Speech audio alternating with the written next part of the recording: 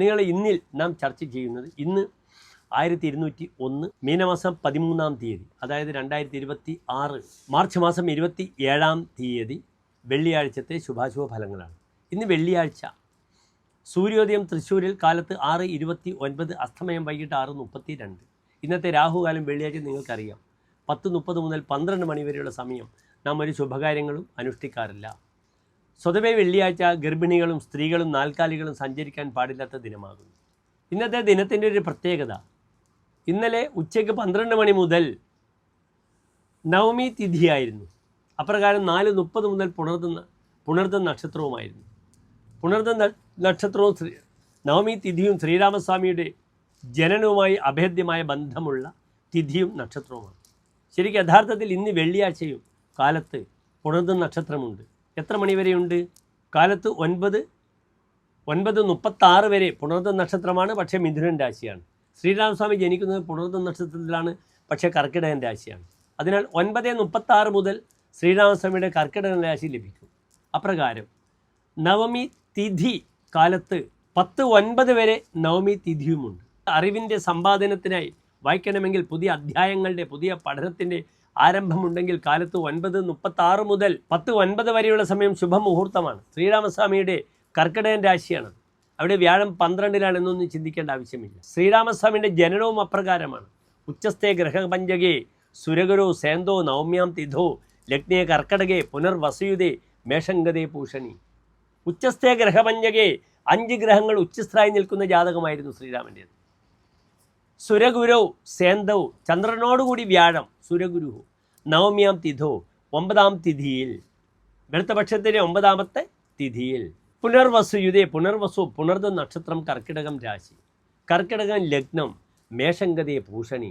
സൂര്യൻ ഉച്ചസ്ഥനായി മേടത്തിൽ നിൽക്കുമ്പോഴാണ് ശ്രീരാമസ്വാമിയുടെ ജനനം. നിർദഗ്ധം സകലാഹ, എല്ലാ അന്ധകാരവും മാറ്റാൻ അയോധ്യയിൽ ആവിർഭൂതം ഭൂജാതനായി എന്നാണ് ശ്രീരാമനെ പറ്റി അതിമനോഹരമായി ആര് വർണ്ണിച്ചിരിക്കുന്നത്? ചമ്പു രാമായണത്തിൽ ഭോജമഹാകവി ചൊല്ലിയിരിക്കുന്നത്.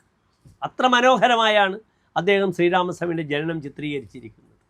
ആ മനോഹരമായ ശ്ലോകത്തിൽ തന്നെയാണ് മാ നിഷാദ പ്രതിഷ്ഠാം തമഗമ ശാശ്വതി സമഹ യത് ക്രൗഞ്ചമിഥുനാദി ഏകമവധീഹി കാമമോഹിതം എന്ന് അതിമനോഹരമായി അദ്ദേഹം വാൽമീകിയെ കൊണ്ട് ചൊല്ലിപ്പിക്കുന്നത്.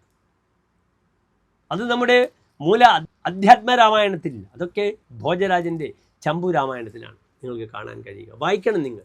ഞാൻ ഡിഗ്രിക്ക് സംസ്കൃതം പഠിക്കുമ്പോൾ ചമ്പു രാമായണം പഠിച്ചിരുന്നു. ഒരു വലിയ അനുഭവമായിരുന്നു ചമ്പു രാമായണ പഠനം. അന്നത്തെ ഒരു ഓർമ്മയിലാണ് ഞാൻ നിങ്ങളുടെ മുന്നിൽ ഈ പറഞ്ഞ ശ്ലോകങ്ങളൊക്കെ അവതരിപ്പിക്കുന്നത്. പ്രിയമുള്ള സുഹൃത്തുക്കളെ, എൻ്റെ പ്രിയമുള്ള പ്രേക്ഷകർ, ശ്രീരാമസ്വാമിക്ക് ഇന്ന് പാൽപ്പായസം തുളസിമാല വഴിപാടായി സമർപ്പിക്കണം. അപ്രകാരം നിങ്ങൾക്ക് ഏറ്റവും ഇഷ്ടപ്പെട്ട ഹനുമാൻ സ്വാമിക്കും എന്ത് ചെയ്യണം? ഒരു അവൽ നിവേദ്യം ചെയ്യുക. എല്ലാ കാര്യങ്ങളും മംഗളങ്ങളെ ഭവിക്കട്ടെ. ശ്രീരാമസ്വാമിയുടെ കൂടെ എപ്പോഴും ഉണ്ടാകും ഹനുമാൻ. അദ്ദേഹം തന്നെ നെഞ്ചി പിളർന്ന് കാണിക്കുന്നുണ്ട് ഹനുമാനെ. രാമായണ യുദ്ധം കഴിഞ്ഞ സമയത്ത് എല്ലാവരും വിലപ്പെട്ട സമ്മാനങ്ങളുമായി ഓരോ വാനരന്മാരും പോകുന്ന സമയത്ത് ഹനുമാൻ മാത്രം അവസാനം അവിടെ നിൽക്കുകയാണ്. ആ സമയത്ത് ശ്രീരാമസ്വാമി ഹനുമാൻ സ്വാമിക്ക് കൊടുക്കുന്നൊരു ഉപദേശമാണ് മയ്യവ ജീർണതാം യാതു യത് യോപകൃതം ഹരേ നരപ്രത്യുപകാരാർത്ഥി വിപത്തിരഭികാംക്ഷതി. അല്ലയോ പ്രിയപ്പെട്ട വാനരശ്രേഷ്ഠ, നീ ചെയ്തത് എല്ലാം തന്നെ എന്നിൽ എന്തായി തീരട്ടെ? ജീർണമായിരിക്കട്ടെ. നരപ്രത്യുപകാരാർത്ഥി വിപത്തിം അഭികാംക്ഷതി. ഞാൻ നിനക്കൊരു ഉപകാരം ചെയ്താൽ നിൻ്റെ ചിന്ത മുഴുവൻ എന്തായിരിക്കും? ഞാൻ ഉദാഹരണമായി ഒരാൾക്കൊരു സഹായം ചെയ്തു, അയാൾ ചിന്തിക്കുക, ആ ഉപകാരം കിട്ടിക്കഴിഞ്ഞാൽ അയാളുടെ മനസ്സിലുണ്ടാവുക എന്താണ്? എനിക്ക് ഇദ്ദേഹത്തിനും സഹായിക്കണം, എന്നെയും സഹായിക്കണം അദ്ദേഹത്തിന്. അങ്ങനെ അവസരം, എന്നെ സഹായിക്കേണ്ട അവസരം വരുമ്പോൾ ഞാൻ എന്ത് ചെയ്യണം? ഞാൻ പ്രശ്നത്തിൽ പെടണം. ഞാൻ അപകടത്തിൽപ്പെട്ടാൽ മാത്രമേ എന്നെ സഹായിക്കാൻ കഴിയുള്ളൂ. ഒരു അപകടവും നിനക്കുണ്ടാകാൻ പാടില്ല. അതുകൊണ്ട് എൻ്റെ എല്ലാ സഹായങ്ങളും നിന്നിൽ ജീർണമായിരിക്കട്ടെ. മനുഷ്യൻ മാത്രമാണ് പരോപകാരം പ്രതീക്ഷിച്ചുകൊണ്ട് സഹായം സ്വീകരിക്കുന്നതും കൊടുക്കുന്നതെന്ന് സാരം. അത്യന്തം മഹത്തരമായൊരു ഉപദേശമാണത് രാമായണത്തിൽ. എല്ലാ പ്രിയപ്പെട്ട പ്രേക്ഷകർക്കും ശോഭനമായ ഒരു ശ്രീരാമ നവമി ആശംസിക്കുന്നു. നന്ദി, നമസ്തേ.